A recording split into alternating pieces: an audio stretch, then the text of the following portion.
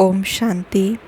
आज का वरदान है, निर्माणता की विशेषता द्वारा सहज सफलता प्राप्त करने वाले सर्व के माननीय भव।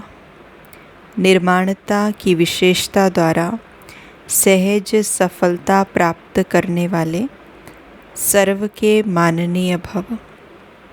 आज बाबा ने 2 प्रश्नों का उत्तर बड़े सहज भाव से बताया है।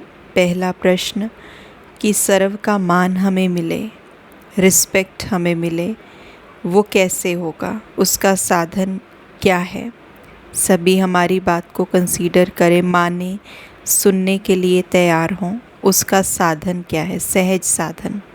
एक तो बाबा ने इस प्रश्न का उत्तर दिया है और दूसरा बाबा ने इस प्रश्न का उत्तर दिया है कि हम हर कर्म में, हर संबंध में सफलता कैसे प्राप्त करें और हम कैसे विजयी रत्न बने। अपने हर कर्म, संबंध, संपर्क में कैसे हम विजय को प्राप्त करें, सफलता को प्राप्त करें।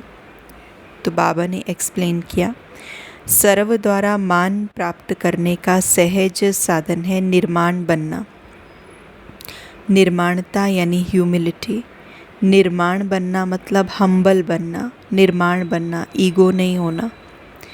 तो सर्व द्वारा मान प्राप्त करने का सहज साधन है निर्माण बनना। दूसरे की बात को कंसीडर करना, दूसरे की बात को सुनना, समझना, ह्यूमिलिटी, हम्बल बन जाना एकदम से। अपने मन के भावों को, अपने पैरामीटर्स को, अपनी जजमेंट्स को बीच में नहीं लाना, लेकिन उनके पॉइंट ऑफ व्यू से सोचना, उनको मान देना, उनके पॉइंट ऑफ व्यू की वैल्यू रखना, उनको जज नहीं करना। इसको बोलते हैं निर्माण बनना, हम्बल रहना, ह्यूमिलिटी दिखाना। तो बाबा ने कहा कि अगर ऐसे रहेंगे, निर्माण बनेंगे, तो सर्व द्वारा मान प्राप्त होगा। जो आत्माएं स्वयं को सदा निर्माण चित्त की विशेषता से चलाती रहती हैं, वो सहज सफलता को पाती हैं। निर्माण बनना ही स्वमान है। तो बाबा कहते हैं, जो आत्माएं अपने आप को इस ह्यूमिलिटी के साथ चलाती हैं, एक अंडरस्टैंडिंग के साथ, एक मैच्योरिटी के साथ चलती हैं, दूसरे को भी समझने की कोशिश करती हैं, उनका पॉइंट ऑफ व्यू क्या है, उनका सोचना क्या है, हर एक चीज़ को सोच समझ कर करती हैं, तो बाबा कहते हैं कि उनको बिल्कुल सहज सफलता मिलती है। क्योंकि निर्माण बनना ही अपने आप में एक स्वमान है, बहुत ऊंचा स्वमान है। जब हम किसी को समझने लगते हैं, उनकी साइकोलॉजी को, थॉट्स को, बिहेवियर को रीड करते हैं, अपने आप बाबा कहते हैं ये स्वमान है।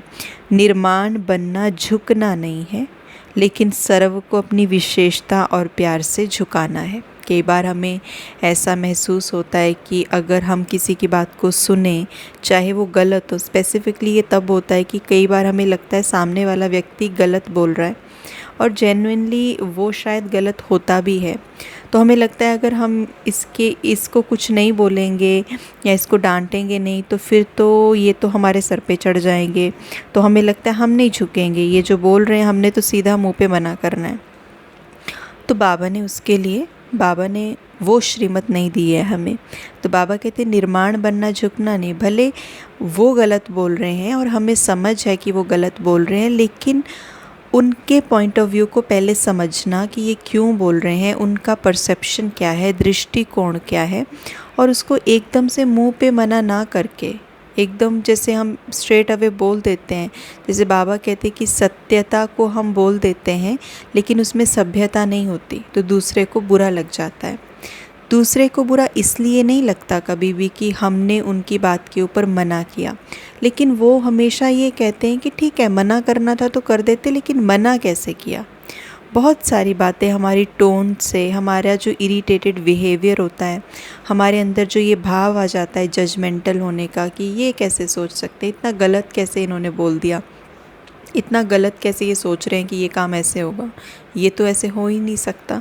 तो हम थोड़ा सा जजमेंटल हो जाते हैं और वो जो मन के अंदर फ्रस्ट्रेशन आती है वो दूसरा व्यक्ति भी महसूस कर पाता है। हमारे बोल से भी हो जाती है और वैसे भी उसको महसूसता आ जाती है। तो जैसे फेस तो इंडेक्स है, हमारे फेस से भी बहुत चीज़ें क्लियर हो जाती हैं, जो बची रहती हैं वो हमारी टोन बता देती है। तो बनता बनता काम बिगड़ जाता है। और फिर हम ईगो में आ जाते हैं कि झुकना तो हमें है नहीं, ये तो आगे ही गलत बोल रहे हैं, फिर हम कैसे झुकें। तो इसलिए बाबा कहते हैं कि आप हमें निर्माण बनना माना झुकना नहीं, झुकना नहीं है। इसका मतलब ये नहीं आप झुक रहे हो, you are just understanding the other person. आप सिर्फ उसको समझ रहे हो और उसको समझ करके राय दे रहे हो पॉजिटिव मन के संकल्पों के साथ, पॉजिटिव भाव के साथ। तो बाबा कहते हैं निर्माण बनना झुकना नहीं है, लेकिन सर्व को अपनी विशेषता और प्यार से झुकाना है। वर्तमान समय के प्रमाण सदा और सहज सफलता प्राप्त करने का यही मूलाधार है।